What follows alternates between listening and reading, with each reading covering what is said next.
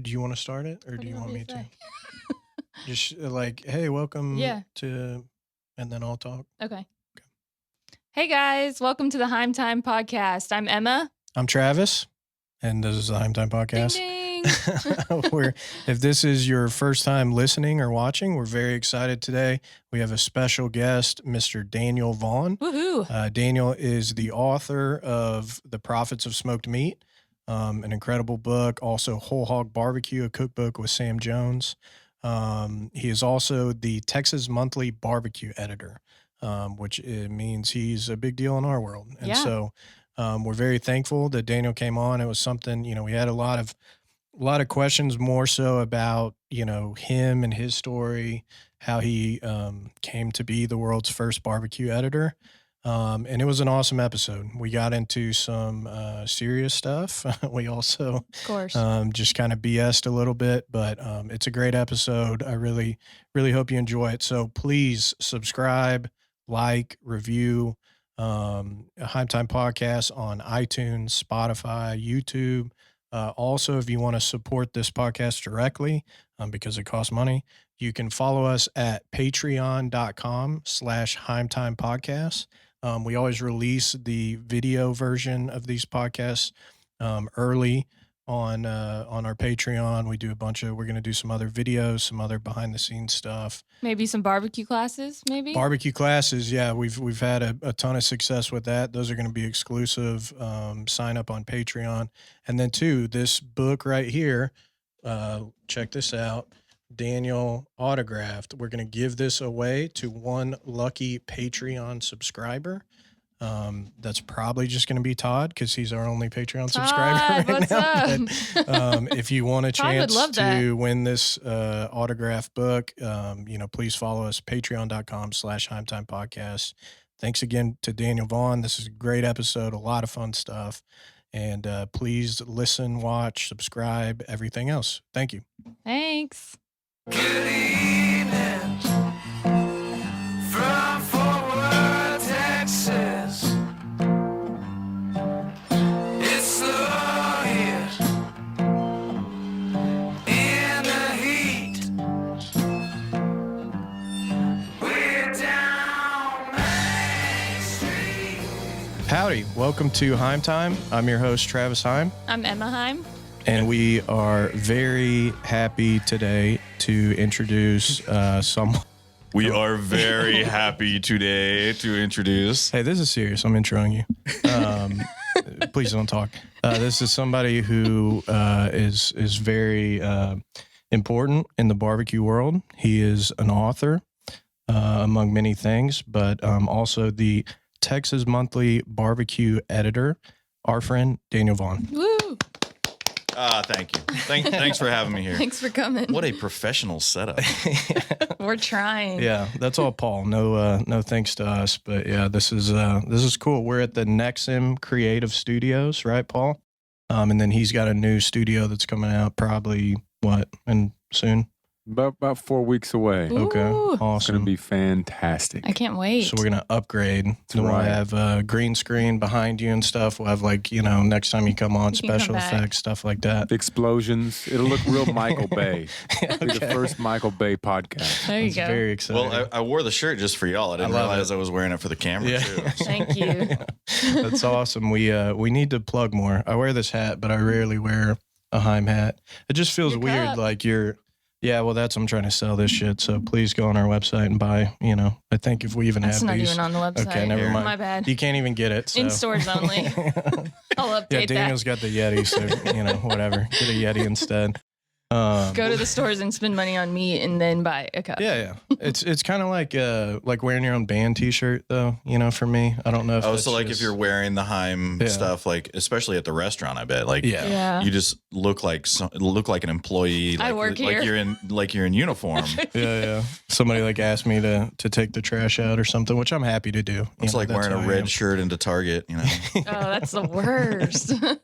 I don't know. I just always felt like, it's like the Nickelback, guy wearing a Nickelback T-shirt, and you're just like, Brett whatever. Michaels always wears Brett Michaels shirts in Point made. concert. Point made, Paul. And the pour some sugar on me video, like they are, I think, all wearing Def Leppard shirts. Hey, I've sense. worn my own band shirt. Okay, When yeah, things, sorry. I mean, people You're are the like, exception. what's that? I'm like, Apologies. well, it's a great band. Look it up. Follow me on IG. Yeah. I'm just wearing this because black is slimming. So. Yeah. Yeah. Yeah. Sure, you love them. Yeah, a T-shirt with a barbecue meat item is very slimming.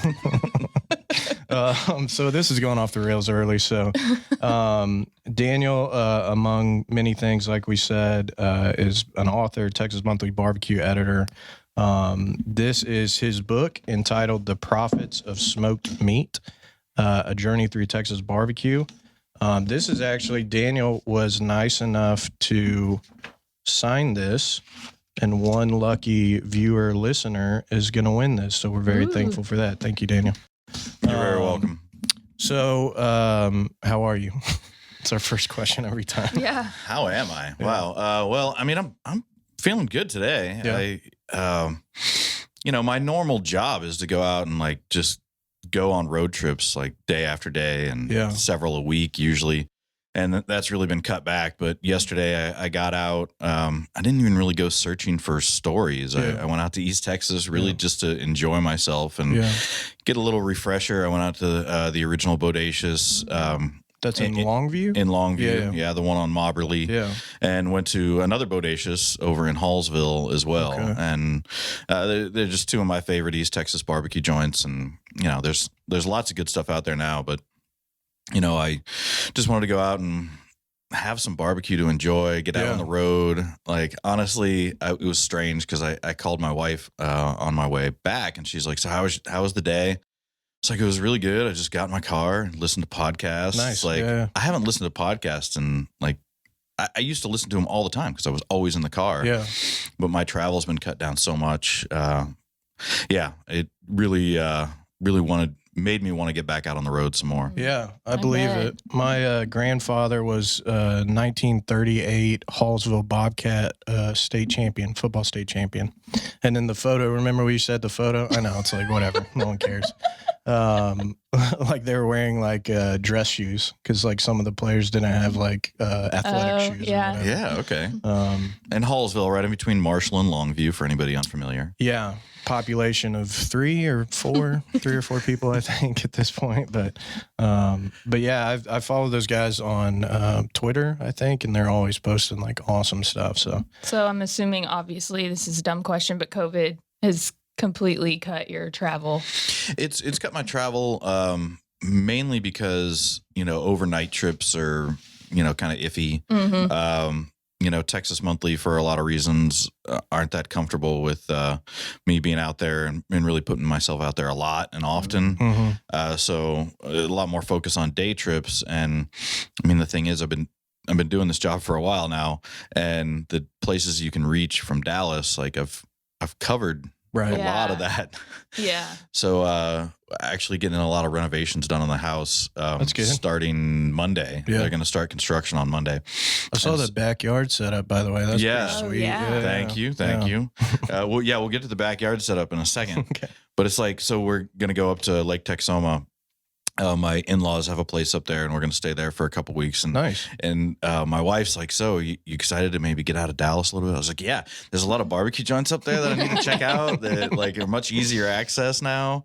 But yeah, so doing the renovations on the house, we're redoing the whole kitchen and both Wow. living areas, and so finally going to get this like dream kitchen of mine. Awesome. But before then, we're like, well, we better provide some nice outdoor space that we can enjoy while Right. we're in our house under construction, and a place where we can actually cook food. Mhm. And so I put in a big new deck, and then Yeah. like a whole backyard barbecue area Right. with like all my smokers lined up and Cinder block pit, right? and a cinder block pit. Yeah. Awesome. See, that's kind of the sad pit sitting there, because it's like, after COVID, buddy, we're gonna put a whole hog on you, Yeah. and we're gonna have a party here. We're coming. Up until then, I don't have a whole lot of reason to use it. But the best thing really too is to just have a lot of storage space out there. So I've got Mhm. all my wood and charcoal Nice. and lighters and everything else. So I don't have to like constantly go back and forth between the garage and the Yeah. grill or the smoker. And yeah, so I need Ooh, that. exciting. I have a 10-year-old Weber at the house. Shout out to Art. He gave it to us. Oh yeah, Art Riley. Thank you. Well, yeah, but it's got to be hard for y'all to like want to go home and cook barbecue. Yeah. It's If we're meal prepping, it's good. yeah, or like grilling and stuff. Yeah. But really, I don't smoke at the house. I mean, you know, could just take it to the restaurant Yeah, I if there's have anything a special. million smokers at the restaurants that I could use for any possible purpose. But yeah, we've been cooking, I guess, a little bit more because we've been spending more time at home. Yeah. But then now that's all going to change because Dallas is opening and pretty soon. I probably shouldn't say a date yet, but So what's the date for that? It just got pushed. I will say it just got pushed another week. right. We're waiting on CO.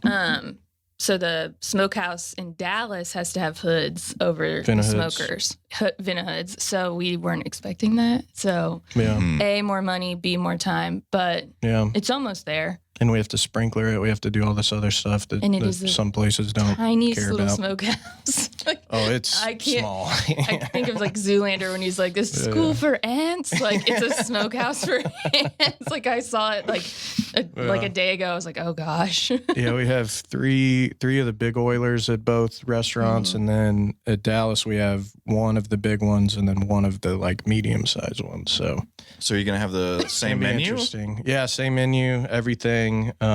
This is supposed to be about you, Daniel. I know, but I'm really curious. See, if y'all don't know, like I live in Dallas, so this is important information to me. It's very close. Did you ever go when it was Mockingbird Diner? Yeah, Yeah, yeah, I went so- several times. That space is awesome. And Yeah. Meat Fight was held there, and so Yeah, we yeah. used the parking lot to smoke meat in for Meat Fight. So Yeah. I've been a judge at Meat Fight like every year, but one year I was a contestant. Yeah. That's How the was one that? year we didn't go.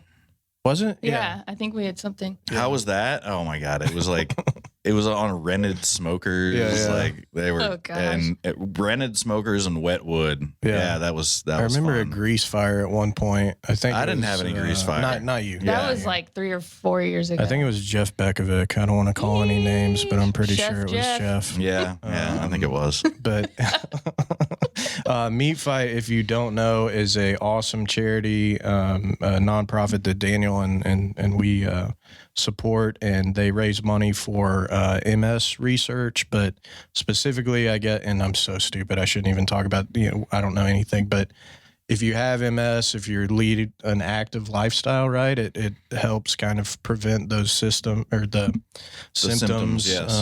from getting worse. And so they encourage, people biking, running, any kind of activity. So a lot of what Meat Fight does is they'll get bikes for people, and especially kind of the specialty. What are those, like the trikes? Yeah, they have and the stuff? 3-wheeled bikes. Yeah.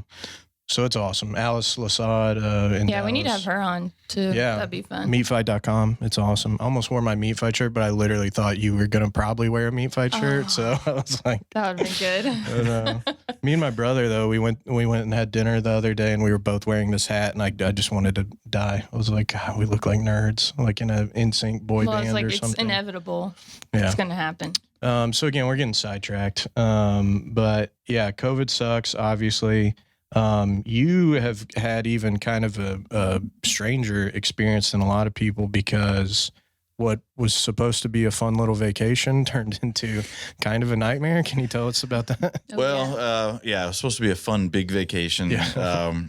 And yeah, nightmare is a hard way to describe it. It may be a little dramatic, but I guess hearing about it was a trip to Peru. So we went for spring break, and we knew coronavirus was spreading. It hadn't been, I think, called a global pandemic yet. This was like And March, or this was like March 12th Yeah. or 12th, 13th, somewhere around there. Mhm. So first half of March, and so we are packing for Peru. Yeah. Like we're leaving the next morning. Yeah. And the NBA calls off their season. Right. And I was, and my wife and I are just like, all right, so it's like, yeah, well, I mean, at that point, our attitude was like, well, it seems like we'll be safer in Peru than in Texas. Probably. So anyway, we went on the trip and went to see Machu Picchu. It was, my wife and I and our 2 kids. So we had a great time in Peru. Like it's a beautiful country. There's lots of great food, great people, and we were having a great time. And we go up to Machu Picchu, and our guide there had said, there's maybe some restrictions coming for travel. Right. So keep an eye out. Yeah. And so we came off of Machu Picchu and got on a train. We head back to our hotel in Cusco, which is a train ride and a long drive away. And I go out and I'm looking for water, just to buy bottles of water to take on our big hike the next morning. Yeah. And I just hear all these, like, as I'm walking past all these shops and restaurants, you can hear the same voice, like, and everybody stopping and listening to this voice on televisions and speakers. Wow. And like something big is That's being alarming. announced right now. Yeah, it's like a movie. Yeah. So head back into the hotel and, quickly try and Google Translate as many articles as I can find right away. And the president of Peru was like, we're shutting the country down in 24 hours. Right. Borders will be shut. And they were just get out. shut down. Like they shut down. And so we headed to the airport, or we quickly, rebooked our flights. Mm-hmm. We were really super happy to get a flight that late at night, for the next morning.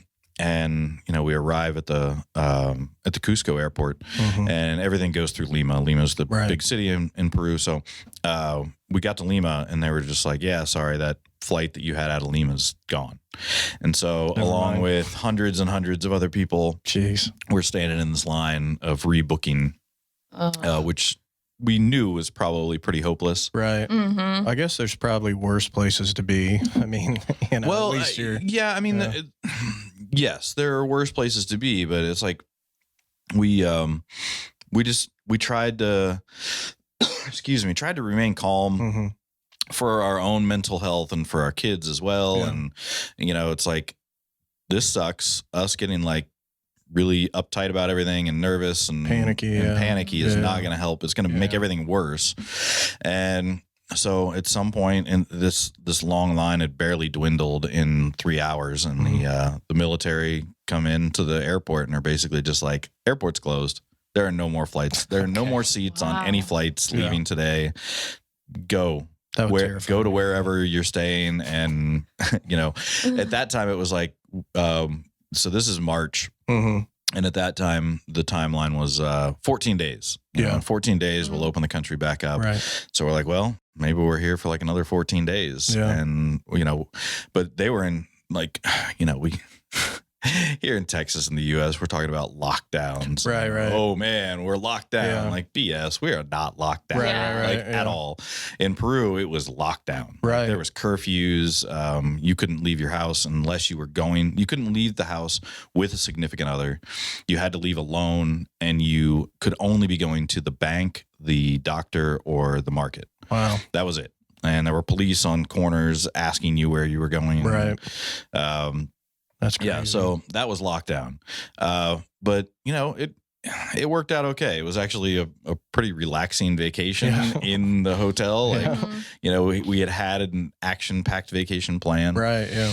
And so the strangest thing is I was talking to was really just a Instagram, Twitter acquaintance, Nicholas Gill. And if you remember way back, for like a couple of days on Twitter, Twitter always has this villain like every day. Of course. And that day it was Brooklyn barbecue is taking over the world. Okay. Yeah, I remember this. All right. With the photo of It was the photo, saddest. pretty sad photo, right? Of No disrespect to whoever that was, but yeah. It was Fettisau. But anyway, it was a pretty sad photo of this barbecue platter. And so Munchies, the site who ran the story, tweets out, why is Brooklyn barbecue taking over the world with this photo? And it was like instantly mocked. Right. And as it should be. Yes. But I'm sorry. As it should have been. And so then the author of it becomes mocked, and his name's Nicholas Gill.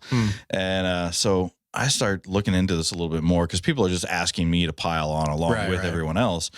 And I look it up and I realize this is like a 4-year-old story. And in nowhere in the story is he saying Brooklyn barbecue is like taking over the world or is great or anything. He's basically saying the aesthetic of barbecue joints in Brooklyn is being that he's finding it in other parts of the world, which was strange to him.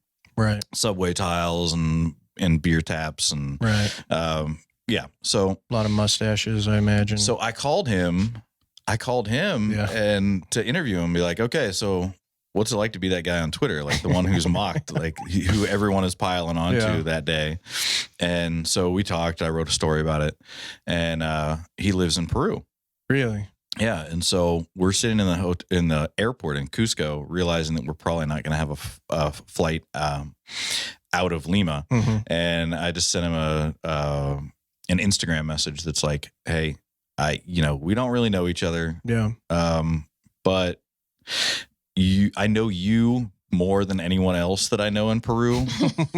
So I don't know if I'm going to need your help, but I'd really like to like set up a line of conversation here. Yeah. In case I do. Yeah. And, 4 or 5 days later, I get a call from Virgilio Martinez, who is like Peru's greatest chef. Okay. And a friend of Nicholas Gill's. And he's just like, hi, this is Virgilio. He calls at the hotel. This is Virgilio. I have a ticket. I have 4 tickets for you and your family. I just need you to like send $3,000 to this Venmo account. Okay. Yeah. Piece of cake. I was like, he's like, I know it's hard. Yeah. This is a lot of trust, Yeah. but it has to be done. Like, this is how you're going to get out. Wow. I was like, okay, here it goes. Confirm. Here goes nothing. And we showed up at the airport the next day and stood outside of the airport at the gate until security came like an hour and a half later to let people in. Yeah. And we got on a flight and got home. So Wow. So it was like an extra week. it was an extra, well, I mean, it wasn't an extra week than we were planning to be in Peru, but it was about 5 days of just hanging out in this hotel and making pisco sours and hell yeah. How was the smoked guinea pig? Pretty good. Oh, I had this cuy. It's cuy in Peru, right? Sorry. Yeah, get it right. I'm uncultured. Yeah. So I had planned to eat cuy while I was there, and we went to see this like the llama and alpaca farm, and like everybody in this town that we went to, they're raising cuy, right? Like they're guinea pigs. They're really super easy to raise, and like they get fat enough, and there's dinner. And so I had a restaurant in Lima picked out as a place that I should try it, but we never got to go there. And so we get back and we get back to the US, get back to Texas, and everybody's bored out of their minds. We're at home all the time. And so my wife, she says, hey, I just got this message from school that they're trying to get rid of the guinea pigs. Oh my goodness. Is this going to be the first cook on the pits out at your house? So, I love where this story's going. So my kids are now the proud owners of 2 guinea pigs. Did you name them? Yes, they are named. They will not be eaten. But through some coaxing and lots of repetition on my part, they now refer to them as the guinea swine. Okay. Love it. Or just the swine. And I've promised them that they will not be eaten. Oh my goodness. Okay. So no cuy in the Vaughn backyard barbecue smoker. That's a shame. That's cuy burn-ins. Maybe we'll do that next, right? That's a good idea. Yeah, I mean, from the photos that I've seen, like it kind of all looks like a burn-in. There's not a lot of meat on that carcass there. Okay. I don't even know where to start. Where are you from? Ohio. What? A beautiful town that we've visited. That's we've right. Been there. The home of Worcester, Ohio, the home of certified Angus beef. We rode with the one Uber driver when we were there. Yeah. CAB had us out, and it was really, really fun. We were with Arnis and Mallory. Fox Brothers. We were all in like, what was that, like a Ford Focus or something? The Fox brothers and I shared an Uber, and I was in the back seat. Arnis was in the front seat, which I was like, "Come on, like you really need the front seat." And He's tall. no, it was like a Hyundai Sonata or something. It was, Kia Sophia. it was like we might as well just stick our legs out and just push. Like it was like the dumbest. And it's one guy who works at Applebee's who moonlights as the one Uber in Worcester. So, But it was a beautiful place. I liked it. It was pretty. Applebee's, man, we hung out there a lot. For I sure, believe it. yeah. It was big news when Applebee's came to town in Worcester, and you were at Certified Angus Beef. You were right next to Tumbleweed. That's Right, My right. sister works there. Oh, okay. Yeah, she's worked there she's a server there. She's worked there for a long time. We skipped there to go to Applebee's, right? Well, I mean, yeah, we should have, but I mean, my sister works there, and I'd go to visit her. But I mean, going to get That's the Tex-Mex way. in Worcester when you live in Texas, like that's Well, the Uber driver is also the best margarita maker in town too. Yeah, he so said he that. has a lot of was really there good validity to talents. that, or did we? Because he wasn't. I working mean, when we were there. best margarita maker in Worcester, Ohio. I mean, it's good, but it's not exactly. Yeah, it's no barbecue editor, but So it's a then- pretty big deal. So then, how are you in Texas then? So Ohio to I drove Texas. here. What? Yeah, I did. Wow. No, yeah, I'm being a smart ass here, but I left. So I'm from Ohio, lived there up until the time I went to Tulane and went to study architecture, and I went back home.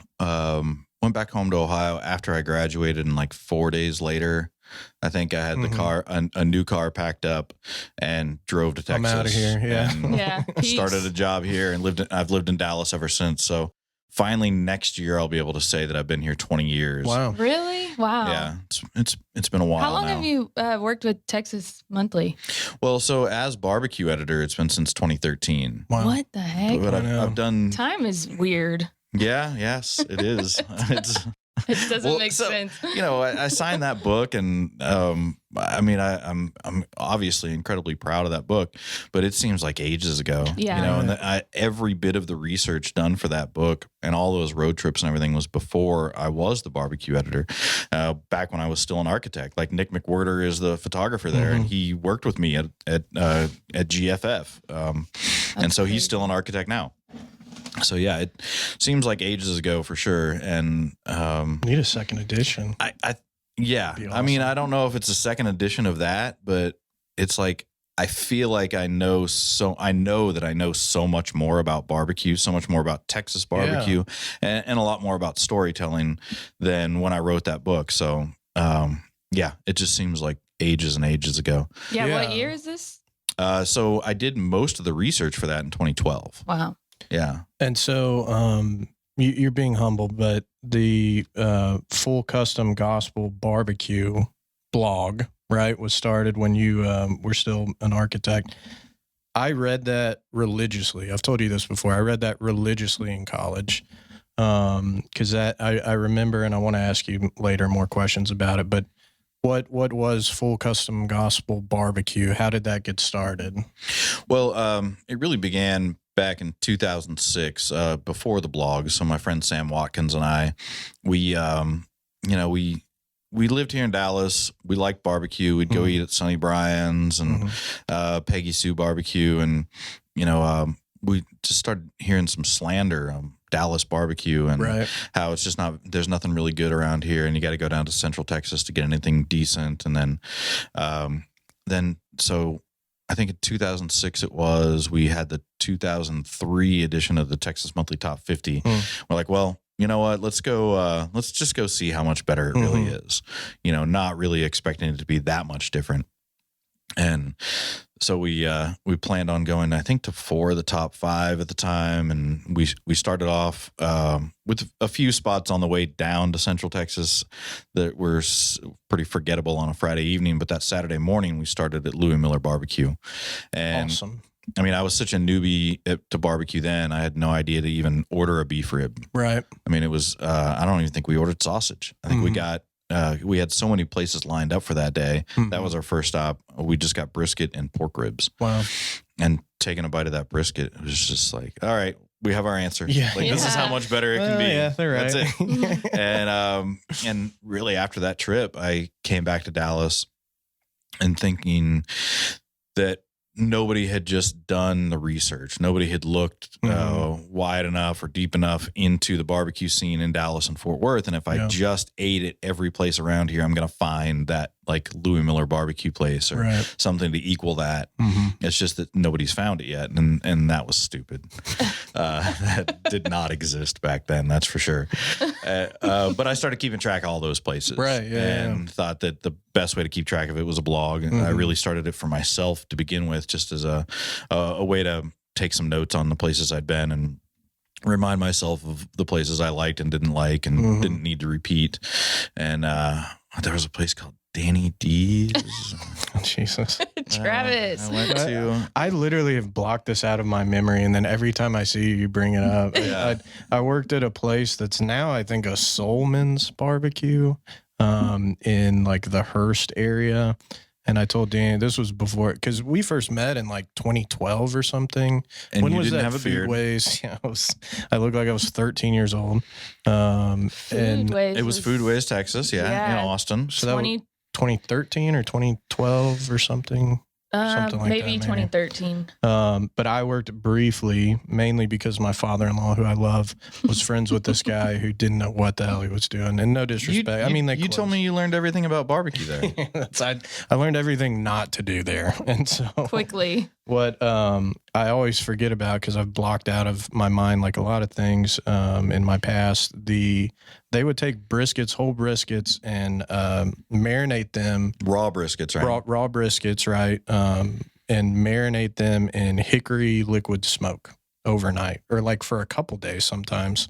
And they That's how you forgot. get the real barbecue flavor in there. because they'd forget. They or forgot they were in whatever. the liquid smoke and they're like, oh, yeah. It's not going to go bad in that stuff. And no disrespect to Danny D's, because this guy bought it, and so then I don't think that's what they did, but He then was he like was in like, the "Oh, I medical gotta-" industry, and he was like, Yeah. I just want to do restaurants, which never do that. Don't do And that. then the rub, if you will, was Lowry seasoning salt, That's which is it? not like No, there's nothing wrong with that. a lot of places use that, mix it in, But that's it. But I mean, like you talk about Louis Miller barbecue, you see Wayne like literally covered the briskets in pepper. They have like a 9-to-1 pepper to salt ratio.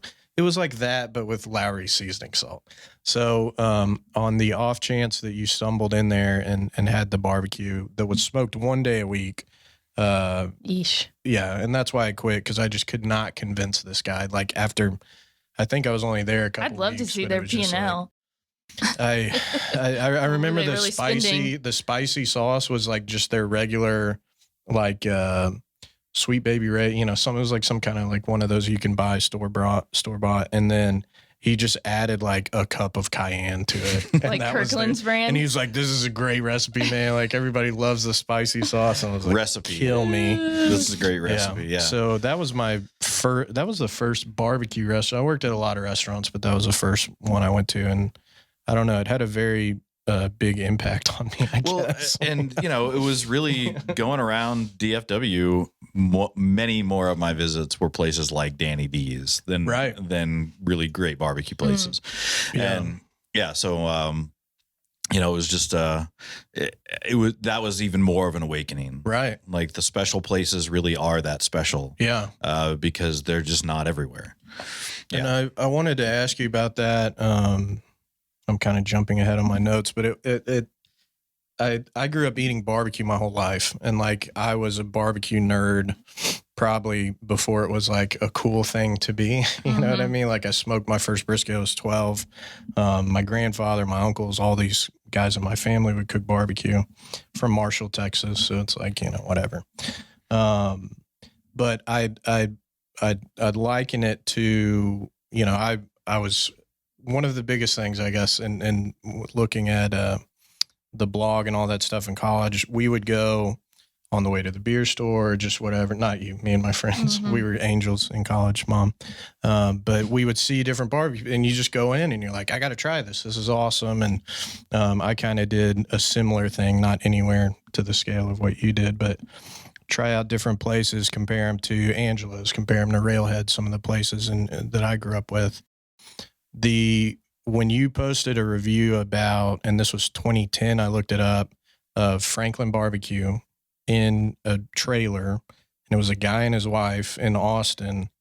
It was like, and that's what I mean, where you were like, he was kind of selling himself short, like the full custom gospel. You were writing great back then, and you had really good reviews and stuff. Even You though- haven't read it recently, have you? Well, I just looked up that article. I, so. I may have been somewhat influential, but I certainly did not write well back then. But the way you gave him 6 stars, right? And that was a big deal. There was only a couple places, right? You given 6-star reviews to, and that was 2010. And so then that was like, I got to go to that place. Like, it was such a like, what is this? It's completely different. Because growing up here, you know, you have your Angelos, your old school. I knew about the Central Texas stuff, all of that. But do you remember that experience going there for the first time? Absolutely. Yeah. Yeah. We had gone. So Franklin opened in December of 2009, and then so you were there a month later. Right? Well, it was my wife and my daughter. We hadn't had our son yet. Went down to San Antonio for New Year's. Yeah. And we went out on the rooftop of the hotel, and it was freezing cold. But man, the amount of fireworks in San Antonio on New Year's Day. Wow. Awesome. At midnight on New Year's. And so on the way back, we stopped at Franklin. Yeah. And we met the guys from Man Up Texas Barbecue. Right. So back Yeah. then, these were the two Texas barbecue blogs, and so shout out to Brad and Drew. But we met up with them, or I should say, I met up with them. My wife stayed in the car with our daughter, like feeding her, and it was also drizzling and cold, and it was cold, and that gravel lot was completely empty. There was no one else there, and so Good day to go. Yeah. I think there were a lot of days like that at Franklin early on, and so you know we got some barbecue, and it was ridiculously good, and I think it was like a couple of months, or maybe a month later, I was coming back from another trip, and I pulled up to Franklin, and I knew I was like a half hour before they opened, but I just asked Aaron, who was the only person there at the time, like, hey, you think I could just get like a half pound of brisket to go or something? And he's like, yeah, give me a minute. I'll wrap something up for you. And you ask if I remember it. Like, This is the shirt I wore. I was on the highway. I'm on 35. Yeah. I'm trying to get back home. Yeah. I'm unwrapping this brisket with one hand in the passenger seat, right? Swerving. And I take a bite of this brisket, and I'm not joking at all. But right at the moment that I took a bite of this brisket, I'm just like, oh my God, this is amazing. And Eddie Money on the radio says, I think I'm in love. Really? Yes. And I'm like, Gosh, oh, damn. I love this. Like this, that was a special bite of brisket. That's incredible. And so I mean, obviously the Franklin story is gone on to be much, much bigger than an empty gravel lot For real. in Austin. But I mean, that's one of the strange things about me and my memory is that I can remember so many of these meals. Like, I can look at a photo of barbecue from 5 years ago and probably tell you where I ate it and maybe give you some detail about what it tasted like. So I have a strange food memory like that. Now, if I could have that memory for like other things, like other and more important things, it'd be great. Yeah. But That's awesome. I'm interested because you would probably say you didn't grow up with barbecue, right? Like you're not. No, I didn't grow up with anything that I knew of or anything that I would like call barbecue now. So there was a guy who his wife went to our church, and his name was Jerry Featheringham. Great name. And Jerry Featheringham was he was just a hell of a character. Like, I mean, he had to drink like 2 cases of beer a day. Okay. Nice. For some reason, when we were young, because when I was young, I'm 42 now. So when I was young, it was like, there's no such thing as like drunk driving and seatbelts. And so he took us to Kmart to buy a BB gun. Okay. Nice. And Makes sense. Yeah. and nobody came to help us at the gun counter. Okay. And so he's like, I know how to fix this. Yeah. And he picks up the phone to the intercom Oh, is system it Kmart phone? and he just says, cooch, cooch, cooch, cooch, coo. And I'll tell you, they came running. believe There it. was somebody at the gun counter right away. But so whenever Memories. he I had, know. he had a parrot that could talk too. Awesome. Like, Awesome. but he I this love guy this guy. on. I know. He's on next week, Yeah. actually. Yeah. but he cooked this barbecue chicken Yeah. and he cooked it real slow Mhm. and he just cooked it on like a Weber grill, Yeah. on charcoal grill. And I mean, I'm convinced now that the reason he cooked it so slow is that was just more beers. Yeah. That makes sense. But it was just constantly basted with barbecue sauce and it was just quartered chicken Mhm. and it was so good. Yeah. And I went to a place in Atlanta. Oh God, now I can't remember the name of it. Famous place in Atlanta that I should definitely know the name of. And Not the Fox Brothers, right? We no, left not the Fox Brothers. George Clooney talked about it in Up in the Air.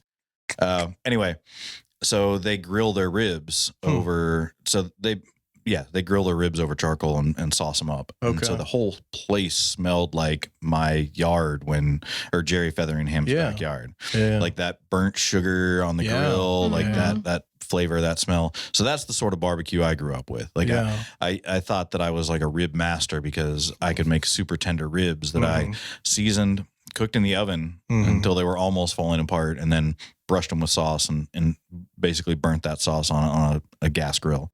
That was really great ribs to me back then. So yeah, going, coming here to Dallas and going to a place like Peggy Sue. That was one of Yeah. my first places. It's now closed, but eating the ribs and the brisket there, it was the first time that I remember eating smoked brisket and thinking like, what is this meat? Right. Yeah. And yeah. eating a rib and like, how did they get this Mhm. this texture? Like, how do you do that? Like, what sort of machine do you use? Like, I didn't even know what a smoker was. Wow. And so, from Now there you're the prophet. The prophet of smoked meats. My laptop just froze. Thank so you, that's thank great. you. I've got it. No, Well, one of the reason I bring that up, one of the examples I've used in the past, in talking with like Smokehouse and stuff was like I remember, I think it was maybe, there we go. We need a new laptop. Maybe the Foodways Texas event was the first time I had Franklin barbecue. And I'm bringing them up because we love Aaron. Everyone loves Aaron. I respect him greatly. I don't talk about other places, but we had the food at that event, and I was like, God, this is awesome. And then this guy was in line, and he's like, this isn't, I've had his food before. This isn't the best or whatever. And I was like, this is the best thing I've ever had. And he's like, you need to go to the restaurant, have, whatever. So then we waited, for 7 hours in line or Yeah. whatever, before we left, and went and ordered, $200 worth of barbecue or whatever, all this stuff, sat down and I ate it. And I described it as like, I've loved music my whole life. I played guitar a little bit. And it was like growing up, listening to like stupid like punk rock and stuff like that and, whatever. And then like the first time I heard Voodoo Child by Jimi Hendrix, and just that guitar like, dun, dun, dun, dun, dun, and it's like, it was like it like exploded in my brain because I've had brisket my whole life. It was like, I've heard music my whole life. I've heard, whatever. And then just somebody that's like, this is so different and awesome and different than anything I've ever had. And it really, like, I was already, and I mean, obviously I was the like one non-media guy at Foodways Texas. People are like, what are you doing here? Or like Who are restaurant you? person. I'm talking with like just random people. But yeah, it was such a huge, crazy kind of moment of just, this is, I'm familiar with this because of the places I grew up with and family and all that. But then you see it. And so anyway, I just wanted to bring that up because I know obviously, that was huge. And I think really Aaron, I always say, it's my own opinion, was responsible for that boom of craft barbecue or whatever you want to call it. Yeah, I mean, if you look a decade back, Yeah. I mean, there's two things that started then, and that's Franklin barbecue and the current boom that hopefully we're still in a boom. Yeah. I mean, I was going to ask that actually. I mean, I thought the boom was over. I mean, I've been asked this question ever since I've gotten the job. Like, when's the bubble going to burst? When's the boom of Texas barbecue over? And you know, the coronavirus hit, and you're just like, I just thought like, oh wow, this is the end. Like this is where it stops. And it didn't. Not in Fort Like Worth. places keep opening. Clearly. yeah. And yeah, places keep opening. Places that opened right before, you know, Goldie's Barbecue is one of them. Yeah. In Fort Worth, South Fort Worth. I mean, you know, I think like the barbecue hotspots for a long time it was Austin. After Franklin Barbecue opened, and then you had Micklethwait and La Barbecue, and like just so many great places opening up in Austin. That I think Austin had that crown pretty well in hand, and then Houston has really started to develop then, and now Houston's huge. You know, especially if you take in all the surrounding communities around Houston, like the quality of barbecue there, it's really hard to rival. And now Fort Worth's in that conversation, not Dallas. I mean, you said it. Dallas Right here first. Dallas has some great barbecue joints for sure, but I mean, you know, think about it in these terms. Yeah, like y'all used to be special in Fort, We're not anymore. and you're not anymore. that's a great point. I mean, it sucks. It sucks for maybe Heim barbecue, but that, you know, when y'all opened, like that was a big difference in the quality of barbecue that y'all were serving, and the style of barbecue that y'all were serving versus most of the rest of the city. And now you have places like, you know, Panther City. I mean, Panther in our old food truck where we open. Should have bought it in the old location with Goldie's Barbecue, Derek Allen's. I mean, it's just like it's hard to remember them all because in the past 3 years, so many places have opened in Fort Worth, and all within like a mile of us too. And all of them out a little bit, and all of them doing really great barbecue. Like that's the crazy part of it. Smokeaholics, yes. It's wild. That's because 2017 Texas Monthly, the title of the list was the golden age of barbecue, right? And so you answered my question. I was gonna ask if you still think we're in the golden age. Did you have a question? Well, I was just gonna see, like, how did the blog get picked up by Texas Monthly, or how did that all happen? I mean, it's a confusing long story, but I mean, basically, did they reach out, or because you are the world's first barbecue editor, right? Can that's we say right. that? Yeah. Yes, and I'm the only full-time barbecue editor. Sorry, Robert Moss. Suck it, Robert. It's just your side gig, man. keep us on the list though. Yeah, but if you don't subscribe to Robert Moss's barbecue newsletter, it is great. And he's coming out with a new book, awesome. a revised edition of his American barbecue history. We met him in Charleston when we cooked with John Lewis and Rodney Scott and all those guys. Yeah, he's super nice. He was in Wooster too, actually. Yeah. He was studying beef in South Carolina. I think he was lost. Yeah, I think so. He's nice. But but anyway, I sat down with Pat Sharp, who's the food editor at Texas Monthly, and was then and still is now, has been for decades. And she was really the one who headed up all the top 50 barbecue searches, and I just asked if I could be part of it. And she said, absolutely not. Oh, really? It's like, we Take don't. rocks. Yeah. I don't know you, Daniel. We don't take on freelancers for this. Yeah. Like, I'm sorry. And then I wrote the article for D Magazine about the best barbecue in Dallas and Fort Worth. And I then sent that to her. Like, hey, take a look, cover right there. And, you know, still she was just like, this is great. Thanks for letting me know.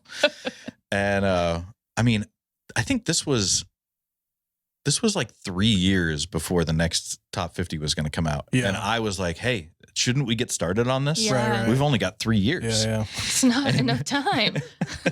She's like, who is this crazy person? So so Texas Monthly then started a barbecue finder app. Right. Yeah. They had really the only thing they had to populate it with as far as reviews go were their top 50. The latest top 50 back then was the 2008 and they asked me if they could use my reviews from Full Custom Gospel Right. to populate their app, and I was like, yes, as long as you're going to pay me money. Great. Yeah, I want that. But I also want a spot on your tasting team for 2013. Yeah. And Jake Silverstein was the editor at the time. He's like, sure. Yeah, no problem. Awesome. That's Put that in the contract. And so that's really where it started. Huh. And so I was, using the research for the book as research for the top 50 that came out in 2013. So that book came out the day after the top 50 came out. Oh, wow. Dang. And I had been announced as the barbecue editor like a month before. Yeah. Was that, so when we met in 2013, were you official yet? I can't remember. Maybe I had just started, or maybe it had just been announced, because it was announced. It was announced. There was a New York Times story, that I took off work early to go talk to the interviewer. Manny. We met at Lockhart Smokehouse. Nice. He wrote the article. It publishes the next day, and I'm like sitting in my khaki pants and collared shirt in my architecture office, just like, yeah, guys. Here, check this out. It's been good. Oh, you hadn't let them know yet? Or well, I don't think it had been. I don't think it had really set in. Right. To like my manager and the people who I was working on projects with. Yeah. I don't think it had really set in with them that I wasn't going to be working here for. Yeah. It's kind of like saying I'm going to be a unicorn finder or something. Like barbecue editor, that's not a job, is it? Like what? What are you talking about? Yeah, so I mean, I worked at GFF, Good Fulton and Farrell, is who it was named after back then. It's now just GFF, and Duncan Fulton was one of the principals, and he was one of the people who had brought me in there, and he was just like, you'd think that the owner of the company is going to be like, well, can't believe you're leaving. Like, why are you doing this? And he's just like, yeah, this is great, man. That's Go for awesome. it. Like, Cool, man. when else are you going to be able to do anything like this? No joke. That's crazy. And who knew I'd still be doing it in 2020? So. Yeah. Still going strong. One thing I wanted to ask you about, just because it's a big deal to me. So this book, which can you get this on Amazon, wherever? Is there any particular way, buy it? It's great. This was published by Anthony Bourdain's company. And so you got to meet, and we're friends with Anthony, and I've read everything he's ever wrote. He's super impactful in my life. And I guess too, I wanted to bring up, again, going back to Franklin, but one of the biggest moments, I think, in Texas barbecue history or relative history, Bourdain going to Franklin. Yeah. Yes. And it was kind of like, and in the episode, I think it was No Reservations, maybe. Did they meet a young man in line So named Daniel Vaughn? So in this book, so there's a chapter in here about West Texas. Yeah. And so we were out, and I was with Nick. So Nick, the photographer for the book, like, part of the reason the book was, I think, so special and a lot of the photos are so great is because he was with me for the entire road trip. But Sam, who I started Full Custom with, he came with us on the West Texas road trip. So we go out on the West Texas road trip, and we're coming back, and I'm like, hey guys, and they knew this. It was just like, hey, we're coming into Austin. Like tomorrow, we're finishing up this trip, but tomorrow we're filming No Reservations at Franklin. Wow. And it was during South by, and we hadn't gotten a hotel yet for some stupid reason. Oh gosh. So we had to like scramble to find a hotel room that night. And so the next morning, showed up at Franklin, and we're standing in line, and Franklin was big then, for sure. Like the Bon Appetit article that had come out saying it was the best brisket in the country. And so, I mean, they were definitely on the radar there, and they were in the restaurant too at this time. This was, yes. me, Yeah. They were in there. Truck, they were in the brick and mortar. Yeah. And, I'm standing there in line, and this like, SUV pulls up, and like all these people start getting out of it. They've got equipment, they've got sound equipment, microphones. And then Bourdain gets out. So they come up to me, and they put the mic on me, and people are like looking around. Who is this person? And, they don't know what's about to happen. Yeah. And then I'm all set up, and cameras now get set up back at this SUV waiting for the door to open, and Bourdain gets out Wow. and Yeah. walks up to me, and everybody's just like, "Oh, Wow. we picked the right day to come to Yeah, Franklin yeah. Barbecue. Like, this is Yeah. amazing." And he comes up, and we had spoken, we had emailed, but like I had never really met the guy, Yeah. and so he's an intimidating person. Mm-hmm. Like he's Super he- tall too, right? Yeah. I mean, he's just a He's big a presence. dude. Yeah. tall presence, Yeah. and incredibly witty and smart, Mhm. and all these things. And I'm thinking he's really going to ease into this conversation, Mhm. and just sort of let me get my foot in. He's just like, "So, why is Texas barbecue so important?" What the hell, man? Like, come on. Like, I don't know. Like, I'm still nervous that like we're here right now, Yeah. and now you're asking me to defend all That's this. crazy.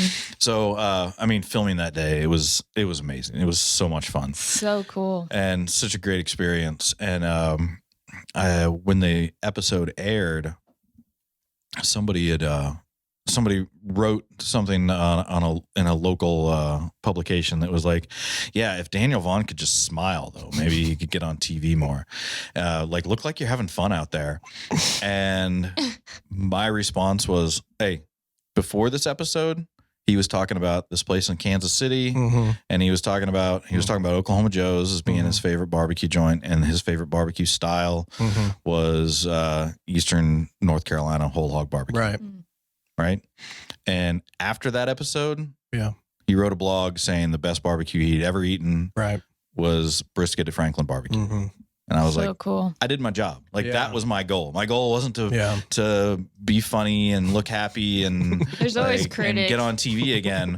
My goal was to make the most influential person on television Yeah. believe what I believe, Mhm. which is that at that time, the best barbecue you could get anywhere Yeah. was at Franklin. And Success. Yeah. It's it was a good It's a day good for me. episode. I like that episode. That person can suck it.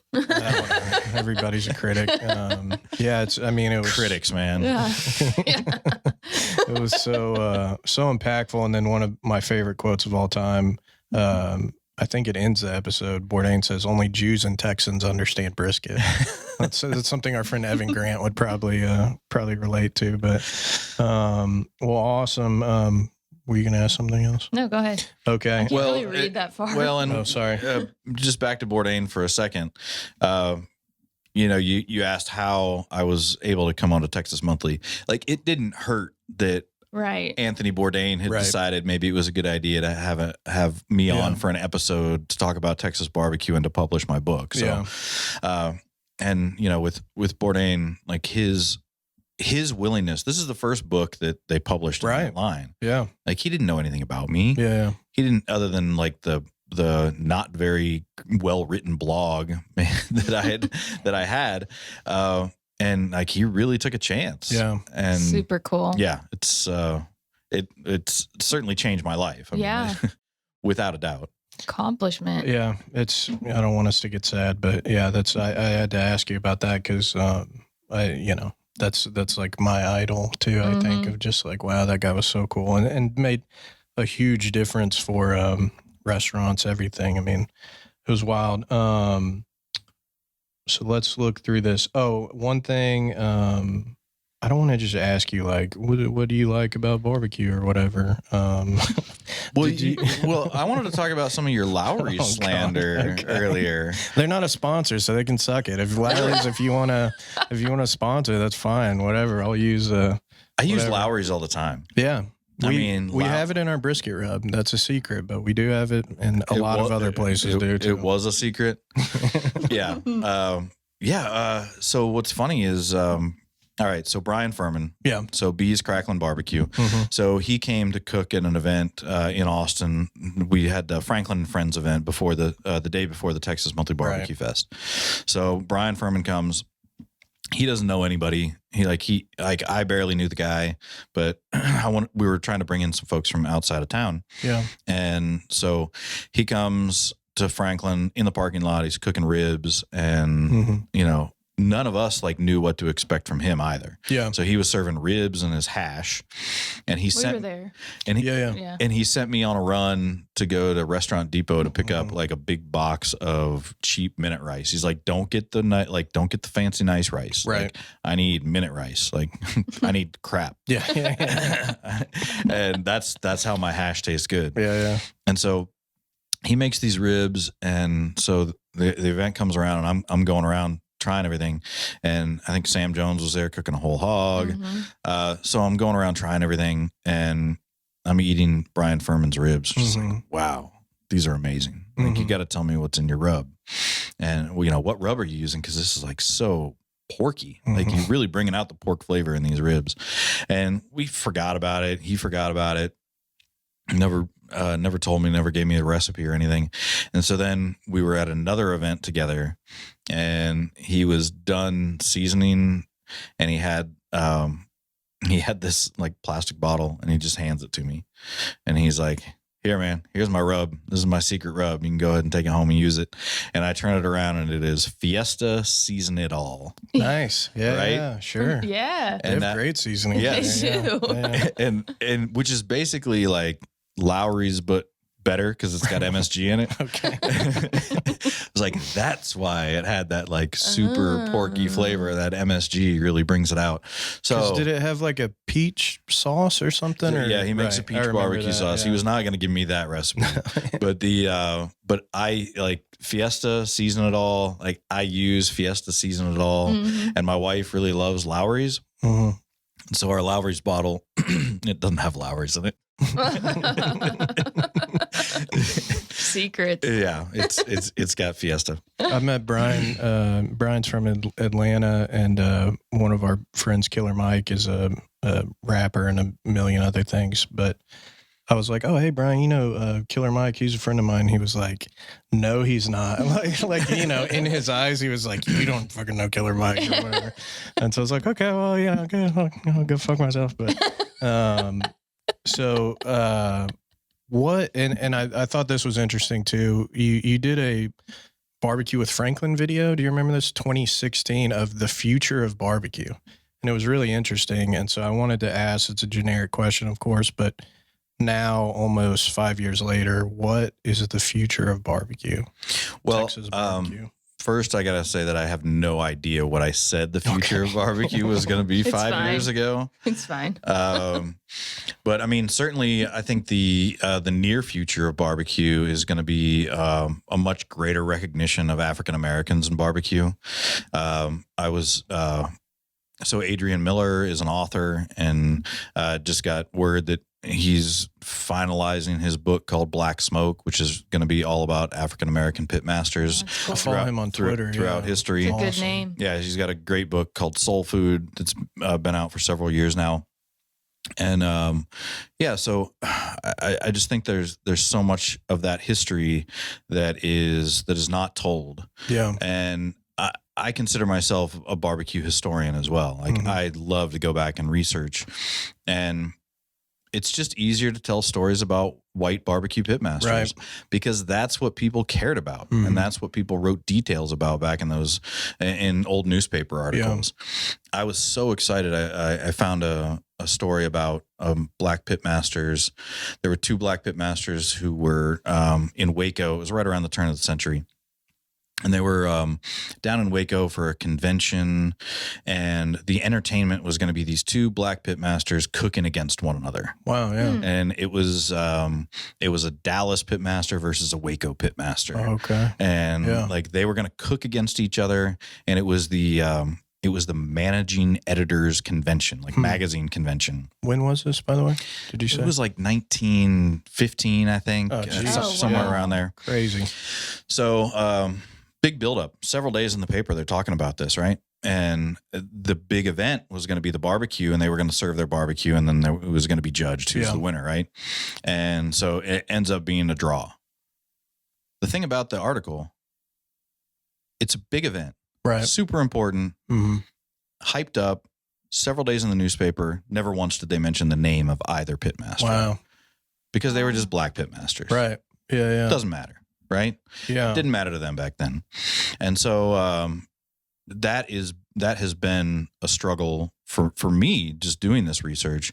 Is I've thought about maybe just writing an article about all the unnamed black pitmasters that are mentioned. Right.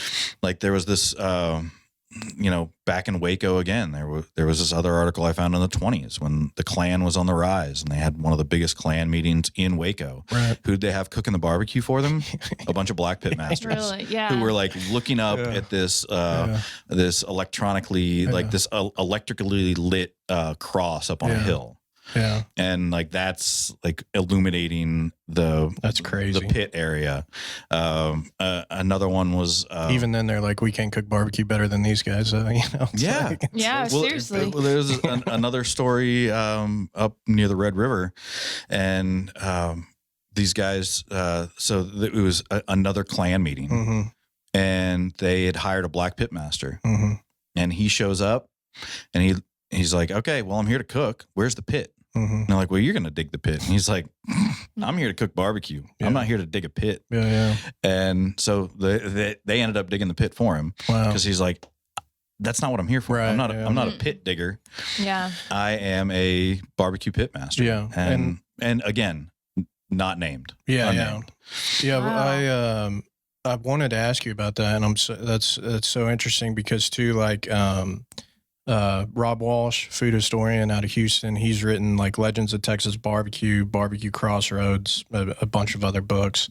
And I think it was him who had, this was a while ago, but it said one of the first mentions, or maybe you wrote this, I don't know, one of the first mentions of like pit boss was describing the African American guys who were cooking at these like community barbecues and events Mhm. like that, or pit master or something. So just the, difference of like how, blacks were seen in society back then compared to the master of the pit, this thing where it's a community barbecue, this huge deal. But it's fascinating. And two, I wanted specifically that's the story of Texas barbecue, and I think Rob's talked about this too, oftentimes goes back to Central Texas, German, Czech immigrants who opened butcher shops, who, whatever, that's barbecue.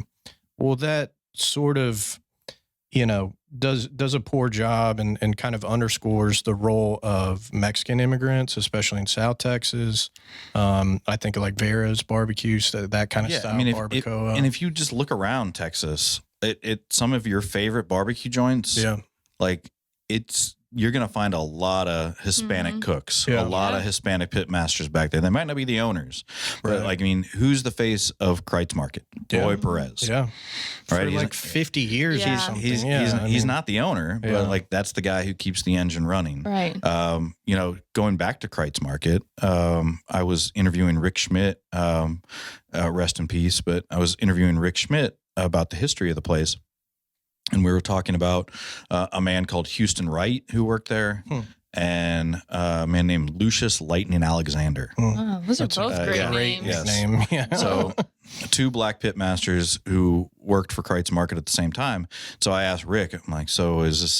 They were like one of the pit masters, one of the cooks. Yeah. Like, no, they were the cooks. Right. Like, these were the guys who made Kreitz Market famous. Wow. Like his dad, Edgar Schmidt, Mhm. he was a grocery man. Like he was the owner, Right. But he was the meat market grocery side, Mhm. and he didn't cook barbecue. Right. A lot like Louis Miller. Like Louis Miller didn't really cook barbecue. He was more of a grocery man, right? And so Fred Fontaine, right? Fred Fontaine was the Miller, cook there. Fred Fontaine, though, was a Canadian who came in from Rhode Island, definitely a white guy. But, and, Sorry, I don't know why I brought him up. yeah. This is a good No, name but too. it's just Off another topic. it's just another example of it's not always the owner of the Right. place that's the one who's actually producing For the sure, barbecue yeah. for you. And like Tootsie Tominette's this great episode, Chef's Table episode that just Yeah. came out Oh, yeah. about her. So there's lots of discussion about her. And one of the things they didn't mention, which is in the episode, which is something that she told me, and I did mention in the article that I wrote about her several years ago, was that she learned to cook barbecue from a man named Orange Holloway, who was a black pit master Wow. in Giddings. I didn't know that. And that's where she first learned to cook barbecue. So it's just a lot of people who, a lot of great pit masters out there who get left out of the story. and when and a lot of the reason sometimes is that their names are just never mentioned. Right. But, you look at the barbecue cookbooks that have come out. It's like, so how many black pitmasters have a barbecue cookbook? Mm-hmm. Yeah. Can you even name one? No. Like, how many barbecue books have been written out there that are, that there's the name of a pitmaster or a restaurant owner on the cover, and Rodney Scott's is going to be coming out sometime here soon. Awesome. And so you can learn to do his whole hog barbecue. I think he uses some MSG too, but it's magical stuff, not to be slandered. And Lolis Eli is the co-author on that, and that's going to be one of the only African American pitmaster, like a cookbook dedicated to their craft that has come out in a very long time. Wow. And I wanted to mention too, just as we were talking about it, Lois Eric Eli, is that how you pronounce his name? Eli, author of Smokestack Lightning, which is a great book. That's the book that made me want to write this book. Yeah. That book was really influential to me personally. Just it was a book about a road trip, and he talked about barbecue along the way. It wasn't just a book about like an episodic book about, one barbecue joint, here's their story, and here's another barbecue joint. It was as much the journey as anything else. And I learned so much from that book. And so my second book that I wrote was, I was a co-author with Sam Jones, Eastern North Carolina style whole hog barbecue. Love Sam. Yeah. Like I was certainly happy to have Bourdain say that he loved Texas brisket better than anything else, but I also really love whole hog barbecue. Oh yeah. So I was the co-author with Sam on that book. And so that book was released last year. And so Lolis was such a big influence in me personally.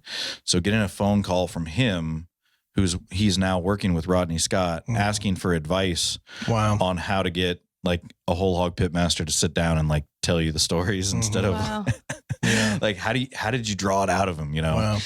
And that's awesome. I was like, wow, I'm really giving Lolis Eli advice on book writing. Like it seems wrong. Yeah. It seems really wrong, but I'm really excited to see that book. And I know Lolis really is going to do a great job on it.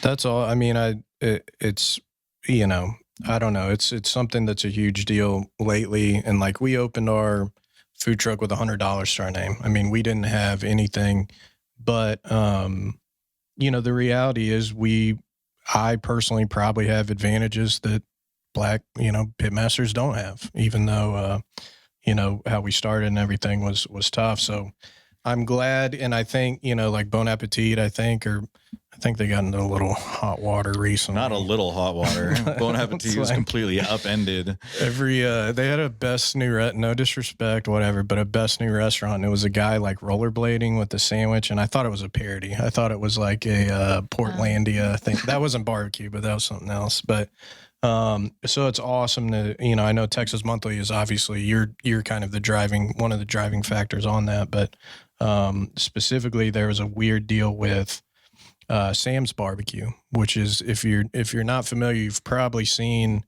their sign or painted on the wall. You don't need no teeth to eat my beef, right? Which is like just classic.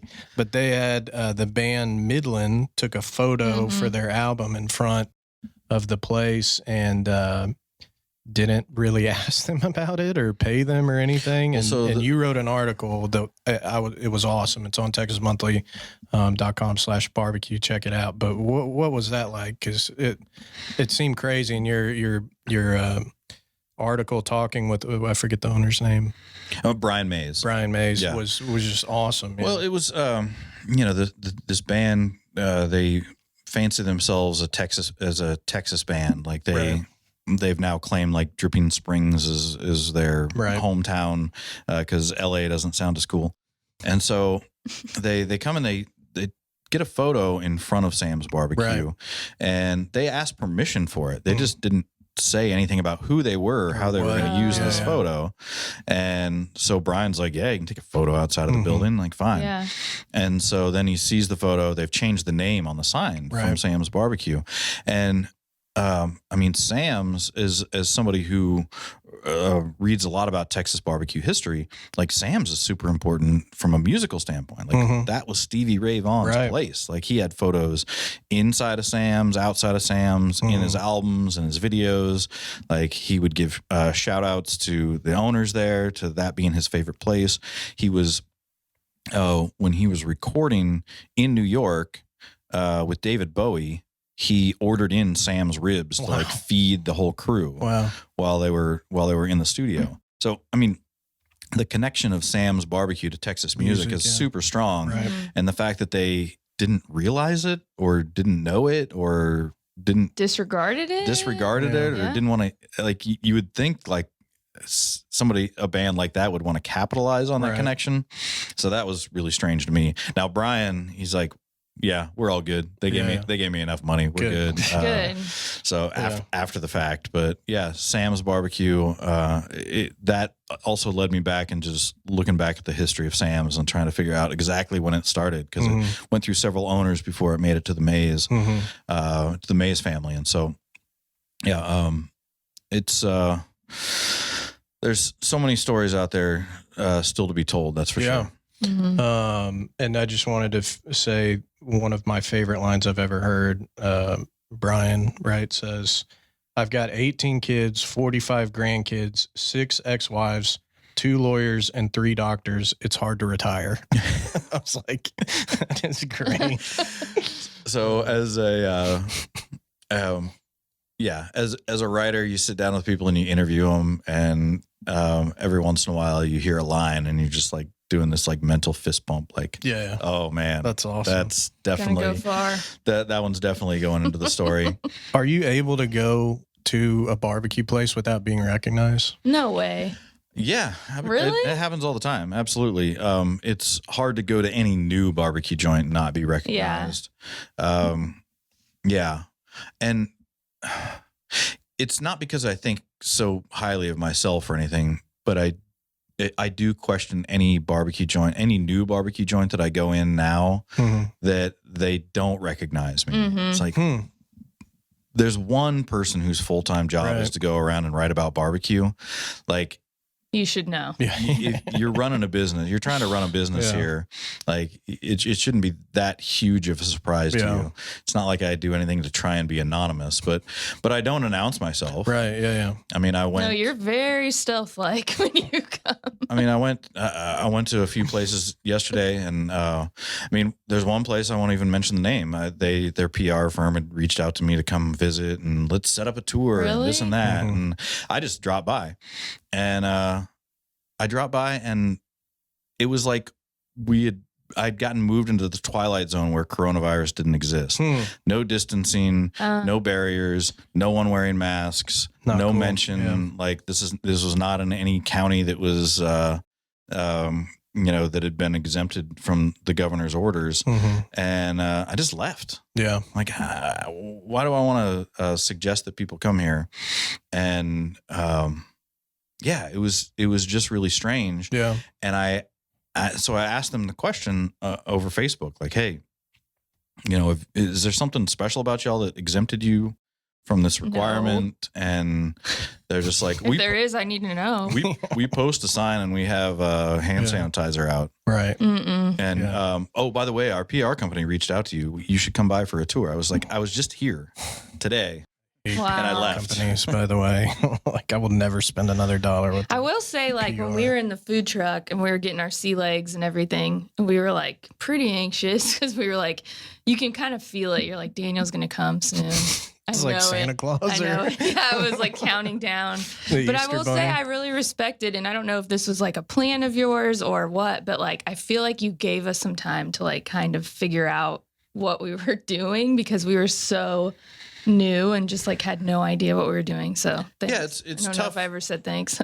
Oh, you're welcome. But it is kind of tough just trying to figure out when's the right time to write about a place because depending on which restaurant you are, you can gain popularity really quickly, like y'all did, and people are just immediately wanting an opinion. Yeah, and it's like, well, I mean, I'll come and post some photos, but like I'm not going to write a review about a place that's been open for like 2 or 3 weeks. And Wish everybody felt that way.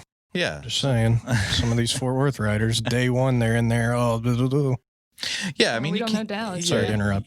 You just can't be that. I mean, you can't be critical. You can. Yeah. You can certainly go in and like praise some things that a place is doing and doing well, but I think it's pretty unfair to go in and be super critical of a spot that is brand new. I mean, running a restaurant is, all these backyard cooks think that like cooking is what you need to do to run a restaurant. It's like, that's an important part, Right. but that's like a third of it. Right. There's so many other aspects to running a restaurant that is not just the cooking part. And trying to cook like 30, 40 briskets and serve them throughout the day at their peak versus you serving your friends and family like your 1 or 2 briskets that you got to choose when they came out of the smoker in the backyard. So Don't many get me questions. started, Daniel. Is a little bit different. Yeah. I mean, my response to people who say like, "Oh, I can cook a better brisket than Heim." Sure. It's like, well, if you know how to cook barbecue and you have the right equipment in the backyard, you better be able to cook a better brisket than Heim barbecue. Like all you're doing is focusing on that one thing. Yeah. If you have the knowledge and the will and the equipment to make a great brisket and all you're doing is that one brisket in your backyard, then yeah, chances are it's going to be like restaurant quality. They've got to cook like 40, 50. How many briskets do you cook a day at between both locations? Well, last Saturday, and we've been very blessed with all the COVID stuff and everything going on, but last Saturday we did 60 at the river and I think 40 or 50 at Magnolia. Yeah. And so do that and make sure that every slice of every one of them is good enough to serve to everybody. Well, that you're accepting money. You can't just serve crap. I could do an hour-long So then podcast this just about makes this. me- So things have turned around for you guys quite a bit. We've been very blessed this time. I mean, I got to say, back in March, like you were one of the most like down in the dumps attitude of pitmasters. Like you were in a dark place. Yeah. Like you had 2 big restaurants that you were trying to keep going and your business had dropped really dramatically. I think more dramatically than a lot of other spots. Yeah. And right at that time, I think you were in a pretty bad place. And then it seemed to turn around for you pretty quick. Yeah, I'd say, I mean, and I'm just not like Mr. Sunshine anyway, right? But it was a weird mix. Like we have 100 people that work for us. You have 100 families that are relying on you to make decisions. That's a very difficult thing to do, and especially early on before the PPP loan, before anything, all this stuff that happened. We made a decision of we're not going to let anybody go. And we had the 2 restaurants. We have our commissary kitchen. We have all of our staff, executive staff, managers, everything. We were losing over 20 grand a week. It's just gone and not bringing anything in. You know what I mean? And so we were looking at that and we had a meeting with our CFO and it was basically like, you got this much time. Like seriously, you just, until this point, then the money's gone and everything's closed and whatever.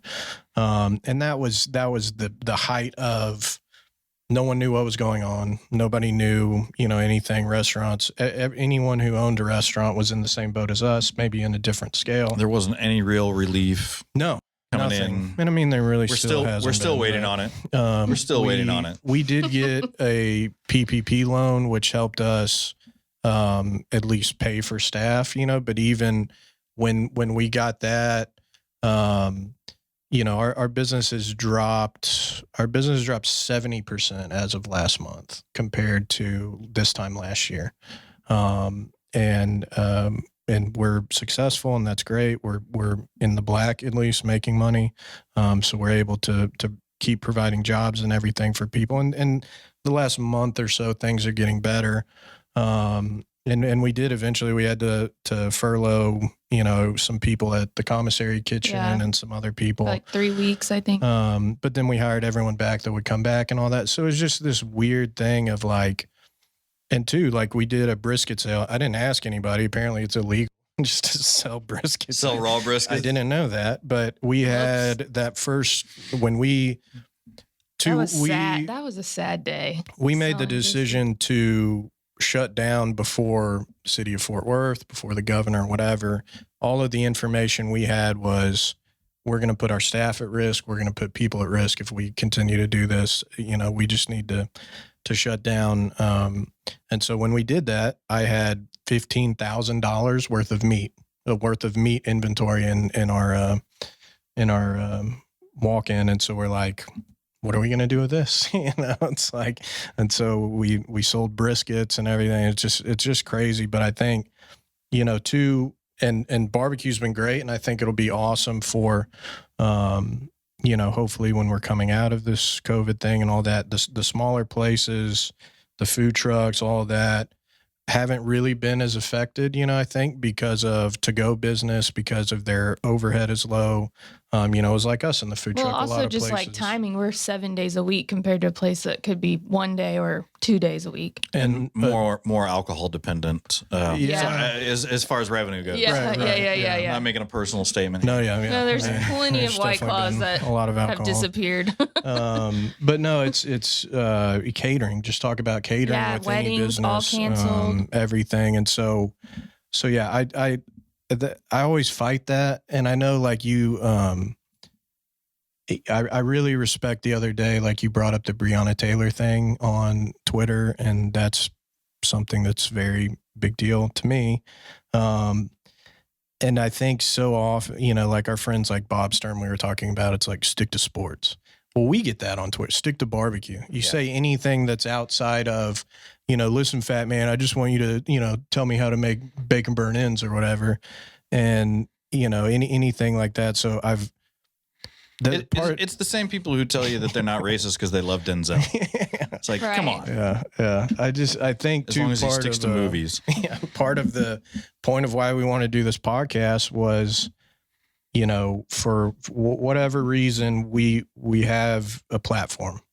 And if me posting an article, you know, about restaurants, you know, 100,000 restaurants have closed in America. All, you know, I mean, it's most restaurants are relying on personal funds from the owners to stay open, these smaller places, even now, because they can't get any help otherwise. It's not good. It's probably not going to be good for a while. So if me bringing that up on Twitter or Facebook or whatever, you know, brings light to it, you know, just like with other social issues, then I'm going to do it. And, you know, it is what it is, but I'll try to stay away from, college football and Baylor football, but everything else I'll be vocal about. One thing I wanted to, let's wrap it up soon. Because you got a tea time. Daniel's a busy man. I do have a tea time. Actually, I'm very excited about it. It's not till this afternoon, but and Bob, I'm sorry if you're watching this. You know, obviously this was more important than playing golf at Rockwood with you. Wow. But man, I want to talk about Texas Monthly BBQ Fest in a minute. Yeah. But let's play a short game, rapid fire questions. You don't have to be nervous about it. Man, I'm out of coffee. Jeez. Okay. Rapid fire. Do you want to do some of this? So nice and warm. So rapid fire. So first thing that comes to mind. Okay. It's scary. It's not really a whatever, but first thing that comes to mind and what your decision. So I'm going to start. Should be a relatively easy one, but Daniel, are you ready? Rapid fire question. Yes. No. Well, yes. Brisket versus whole hog. Go. Brisket. Pork ribs versus beef ribs. Beef ribs. Cobbler versus pie. Pie. Turkey versus chicken. Oh man. Chicken. Best drink to pair with barbecue. Champagne. Best dessert. Yes. Okay, that threw me off a little bit. Best dessert to pair with barbecue. Banana pudding. Number one barbecue road trip necessity. Oh my gosh. I mean, Pepto? my phone, obviously. No Pepto. Water Water. for sure. Best music for barbecue road trip. Go. Robert Earl Keen. Oh, Nice. very nice. Did you have any other questions for those Daniel? are all- Sturgill. Sturgill? I love Yeah, Sturgill. lots of Sturgill too. We were supposed to go to his show in Dallas in March, and that got canceled. So was I. That would have Yeah. been fun. That would have been awesome. Supposed to see Guns N' Roses in Arlington. No fun things. Hashtag no fun things. Guns N' Roses. Not great road What trip year music. is this? Yeah. So one of our favorite events every year, one of the few events I actually enjoy, aside from Meat Fight, I guess, Texas Monthly BBQ Fest. It's an annual event that Texas Monthly puts on. Basically, the top 50 barbecue joints from whatever year. It's every 4 years, right? You do the top 50. Are invited. It's just a big party, music, everything. It's so much fun. They unfortunately and smartly are not doing it this year, so it's going to go virtual. So you can do the Texas Monthly BBQ Fest backyard edition. What is that? How can people sign up, support that? Yeah, well, like you said, it bringing 3,500 people together in Austin was going to be irresponsible. Also, the fact that we know that the restaurants have to put so much into it from a time standpoint and money standpoint that would also be irresponsible, asking the restaurants to come do that. So we decided to sort of turn it around, and the week leading up to it, so I'll be in my backyard the first Sunday in November.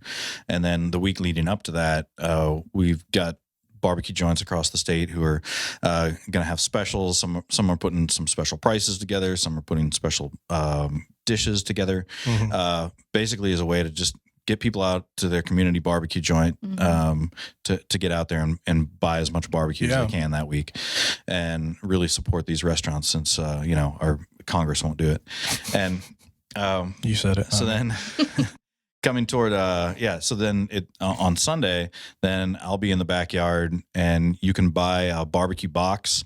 So we put together different non-perishable barbecue items from a bunch of different barbecue joints. There's coffee and barbecue sauces and pickles from Stanley's, I saw, and koozies and all kinds of stuff in this box. So you can sort of play along at home and that's cool, and cook your own stuff in the backyard and use some of these products and eat them alongside, and then watch me screw up some stuff in the backyard. Nice.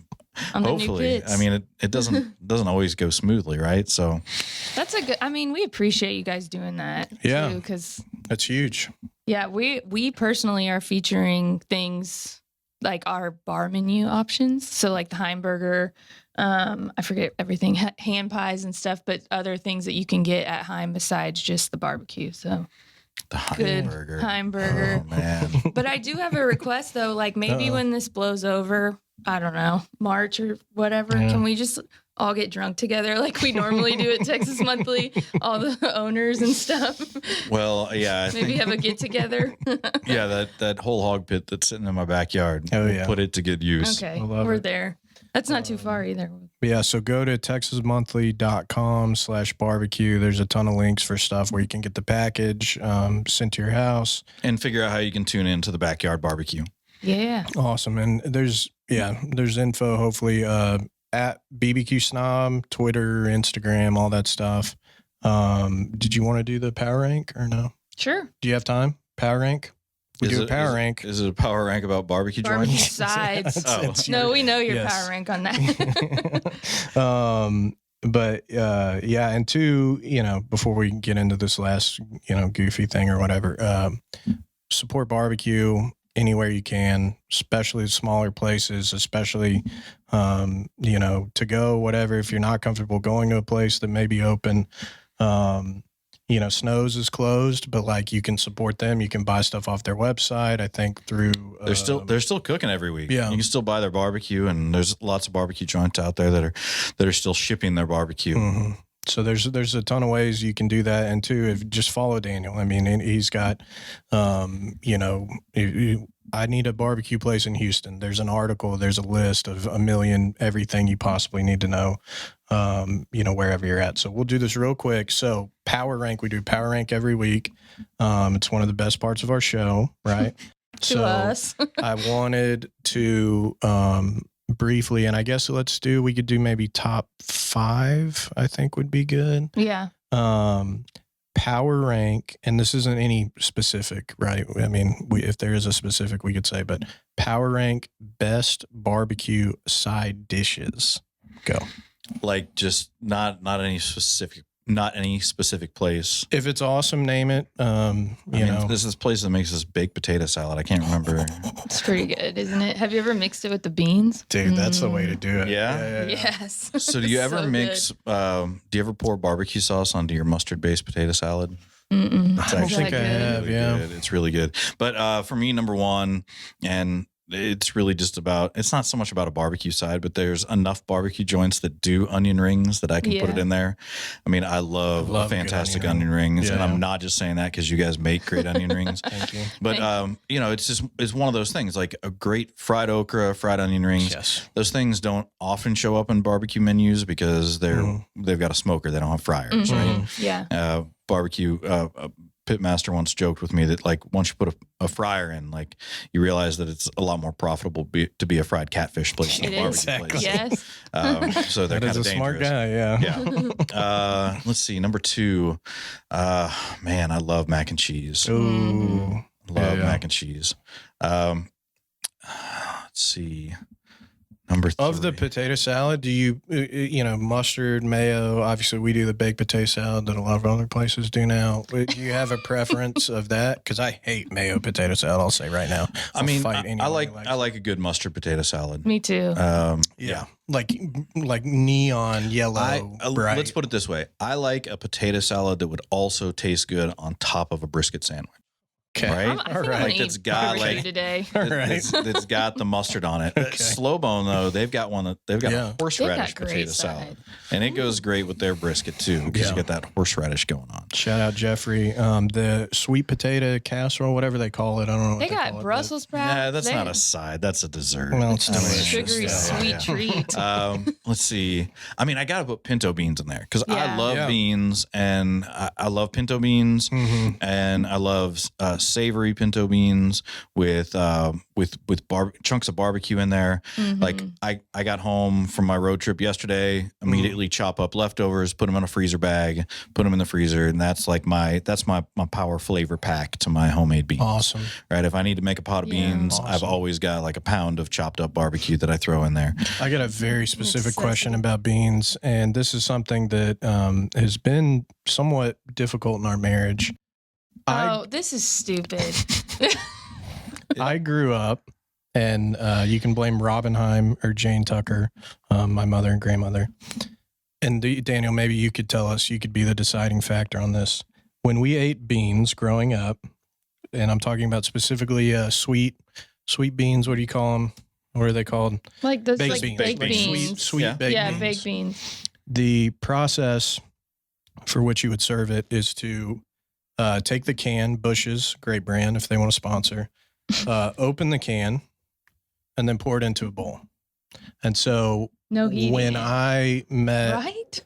my beautiful wife and went to their house, they No. It was the other way around. I was at your house. Oh, right. And I right. took a bite and I was like, oh, I love Bush's baked beans. And took a bite and it was like cold. And I was so off put. And I was like, you guys didn't heat your beans. And they're like, we don't heat beans. Done that. That's my whole life. And then if we have bean, like every We now and then, don't heat we'll beans. That's quite a family mantra. We don't heat beans around here. Maybe it's because y'all are like The Texas.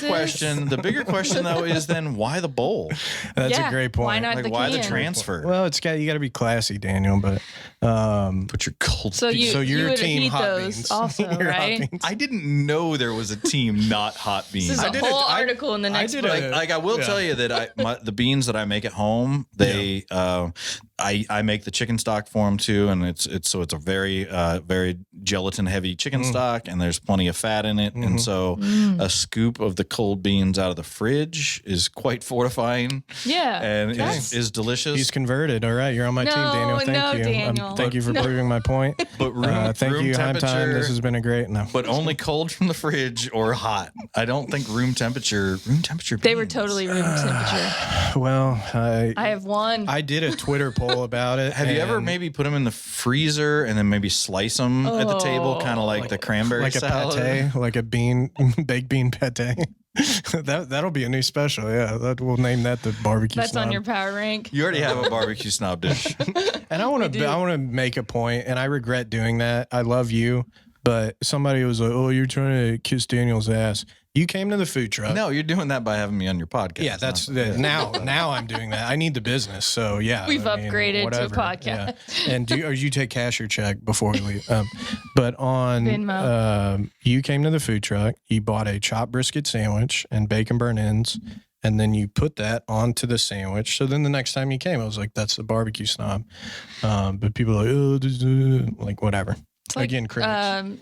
Second bestseller sandwich behind the Big Cat.